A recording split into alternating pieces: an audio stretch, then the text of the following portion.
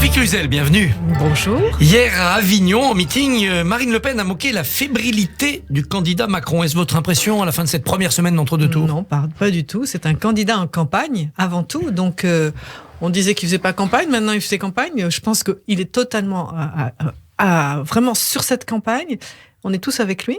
Il va au sur contact, le terrain. C'est un choix risqué, non? Non, pas du tout. C'est comme ça qu'il est le meilleur. Regardez les grands débats, regardez ce contact avec les Français. C'est ça qu'il aime. Et c'est lui qui explique le mieux son projet. Et nous, on est là aussi, aller en campagne, faire des débats, faire des meetings, expliquer. Tout simplement convaincre aussi qu'il faut voter pour le candidat Macron. Comment sont les Français que vous rencontrez? Attentifs, inquiets, angoissés, découragés? Non, ils sont pas découragés. Ils ont besoin d'explications. Ils veulent comprendre quels sont les projets. C'est important de leur expliquer, d'aller sur le fond. Bien sûr qu'ils sont inquiets sur les sujets que l'on connaît, c'est-à-dire le pouvoir d'achat massivement. C'est indispensable, ça, de pouvoir expliquer ce qu'on a fait, comment on les protège, parce que je pense qu'on est le pays qui protège le mieux sur cette inflation galopante, c'est certain, qui est la préoccupation quotidienne, je pense. Et puis d'autres sujets aussi, l'écologie, très important, l'environnement, comment on va concilier justement en même temps économie, écologie, ça aussi, c'est très prégnant. Puis c'est les problèmes du quotidien, la mobilité du quotidien. J'étais dans l'Indre-et-Loire, voilà, ce sont des sujets très très concrets que nous demandent les Français. Marine Le Pen a aussi dénoncé hier l'arrogance du candidat Macron. Il a divisé, il a méprisé pendant son mandat, a-t-elle dit. Sur le terrain, on vous fait des reproches? Non, pas du tout. Sincèrement, pas du tout. Je fais des tractages, je fais des marchés, je fais des réunions. C'est pas du tout ça ça, c'est absolument pas le sujet. Le sujet, il est écoutez-nous, expliquez-nous, et puis allons encore plus vite et plus fort pour cette protection indispensable en ce moment justement de cette inflation. Ça, c'est le sujet. Mais pas du tout au contraire. Dans les dialogues. Vous savez, j'étais par exemple hier avec les administrations, que j'ai fait le tour des administrations pour les remercier pendant 5 ans. Ils nous ont appelés 35 000 courriers reçus, 35 000 réponses. On est aux côtés des Français. On les a répondus par mail, par courrier, par téléphone. C'est ça qu'ils veulent. C'est surtout avoir une écoute attentive et des réponses. François Hollande appelle à voter Emmanuel Macron, mais sous condition. Il dit qu'il faut notamment mieux écouter les Français, avoir de la considération, de l'apaisement. Ça, c'est une note juste? Bien sûr, mais c'est ce que nous demandent les Français, c'est ce que fait le candidat. Quand vous dites il va au contact, c'est bien pour les écouter, les Français, pour répondre, pour les convaincre. Alors bien sûr que c'est compliqué dans une foule, etc. Mais il est une écoute et c'est sa force.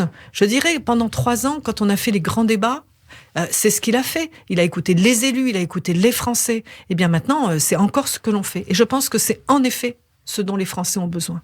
Dans votre domaine, Marine Le Pen veut inscrire dans la Constitution un principe de non-discrimination envers les personnes handicapées. Est-ce que c'est un levier juridique fondamental, comme elle le dit ?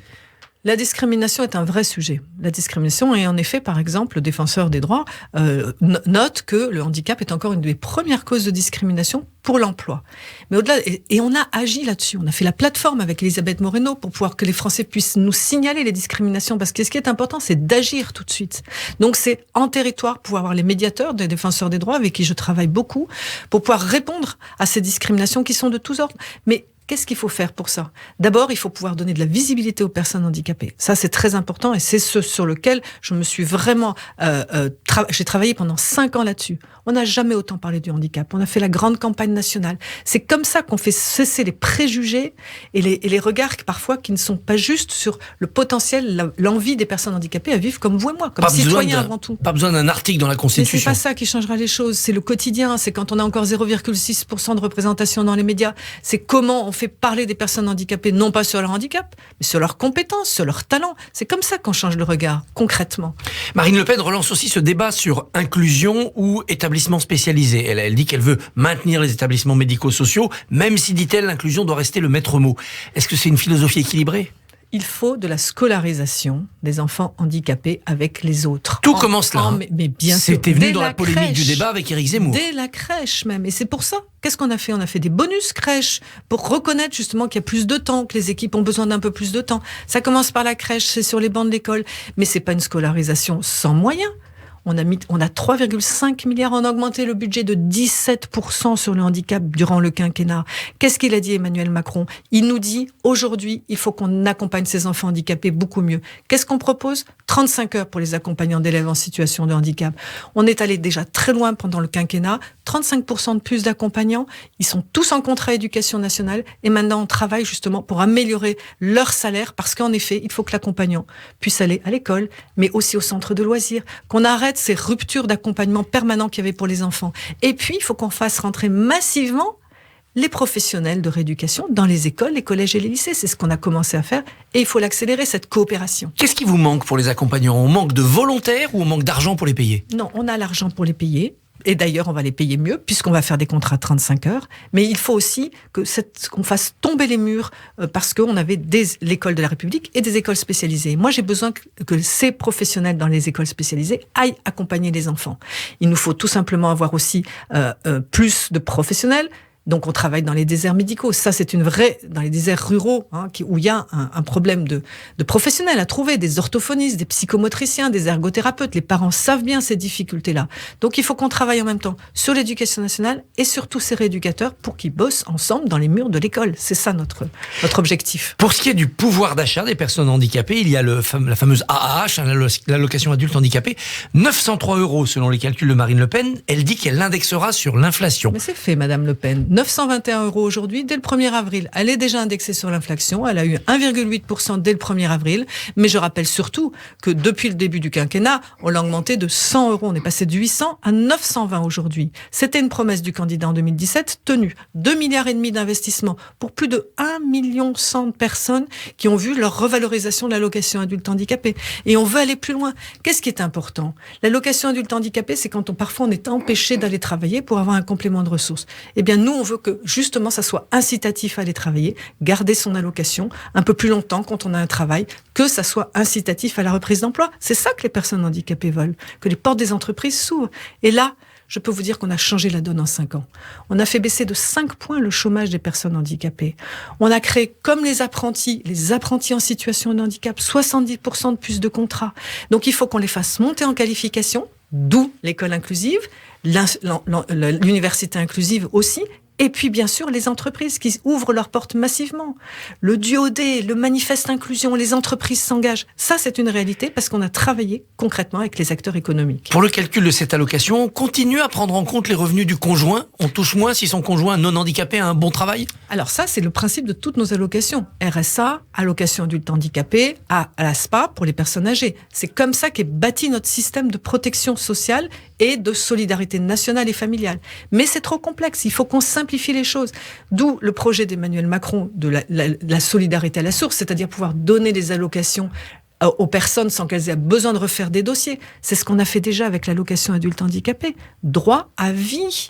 Je tiens à le dire, on est le premier gouvernement à dire arrêtez de nous dire que vous êtes handicapé, on vous a compris. On n'a pas besoin de montrer tous les 2 ans qu'on est aveugle, quoi. Exactement. Droit à vie. Ça, c'est hyper important. Il en va de la dignité et de tout simplement de la simplification administrative qui est mon mantra depuis 5 ans.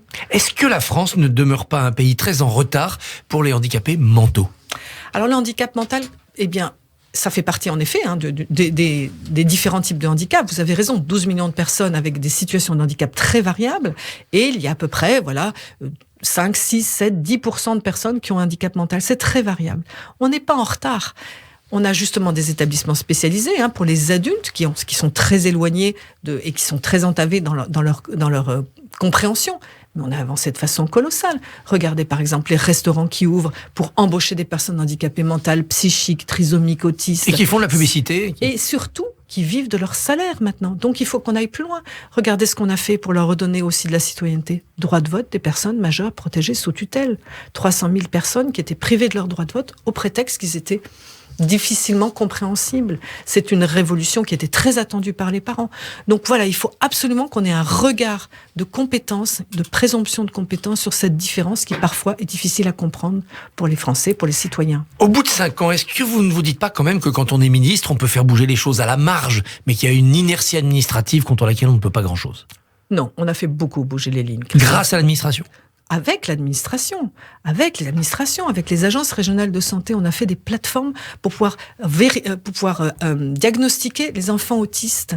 Là, j'ai plus de 30 000 enfants qui ont été dépistés, qu'on a pris justement en intervention précoce, avec un 0 reste à charge pour les familles, avec les administrations territoriales. Bien sûr, ce qu'il nous faut surtout, c'est maintenant remettre de l'administration en territoire.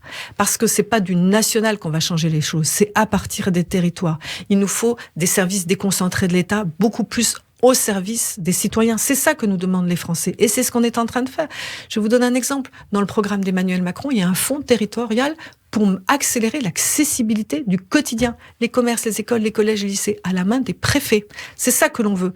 Remettre vraiment de l'État ingénieur et ingénieux au plus près des territoires. J'en déduis que vous avez envie de continuer si Emmanuel Macron est reconduit. Déjà, il faut voter Emmanuel Macron parce qu'il faut qu'il soit reconduit, en effet. Et après, eh bien... Il choisira, mais il choisira. Vous ne donnez pas l'impression d'en avoir assez, d'avoir envie de retourner ailleurs. C'était un très grand honneur de servir la France pendant 5 ans. Un très grand investissement aussi, avec des choses vraiment qui ont changé la donne. Et il faut continuer, absolument. Vous serez demain à Marseille avec le président. Qu'est-ce qui peut l'empêcher d'être reconduit dans 10 jours ? Sur quoi faut-il être vigilant ? Vous l'avez dit au début, sur l'écoute des Français, très important, sur expliquer le projet, qu'on a un projet de cohésion, qu'on a un projet vraiment de progrès aussi, qu'on a un projet d'ouverture, qu'on a un projet qui nous place au milieu de l'Europe. Et ça, c'est très important parce que l'Europe nous protège et l'Europe nous fait avancer, qu'on a un projet économique qui s'appuie sur ce que l'on a fait, la protection de notre système, la protection. Qu'est-ce qu'on a protégé pendant la crise ? Les ressources humaines. Et c'était ça le plus important. Les Français, avec le soi-disant quoi qu'il en coûte, on a pu redémarrer tout de suite. Donc c'est ça qu'il faut dire aux Françaises et aux Français, c'est que le projet d'Emmanuel Macron, c'est un projet économique, certes, mais de progrès avant tout. S'il est réélu, il lui faudra une majorité. Est-ce que vous serez candidate aux législatives ? Alors écoutez, chaque chose en son temps, Christophe Barbier. Là, moi je suis mobilisée nuit et jour pour la campagne, pour faire réélire Emmanuel Macron. Et on verra après. Et s'il vous demande après d'y aller, vous direz... On verra. Cette majorité, elle sera forcément un peu plus à droite que celle qu'on a connue pendant 5 ans. C'est avec les LR modérés qu'il vous faudra trouver un accord, comme vous l'avez fait en région. Écoutez, moi je suis fière de ce que j'ai fait en région PACA, quand le président m'a demandé d'y aller. Eh bien voilà, on a fait bouger les lignes. Et qu'est-ce qu'on a fait ? On a fait un dépassement politique, justement avec ces chefs de parti, ces chefs de parti qui ont dit, eh bien oui, rassemblons-nous sur un programme qui permet de travailler ensemble, c'est fédérer les énergies, c'est additionner les énergies. C'est ce qu'on a fait et j'en suis assez fière en Provence-Alpes-Côte d'Azur, avec maintenant une majorité très plurielle au service des Français. Sophie Cluzel, merci, bonne journée. Merci.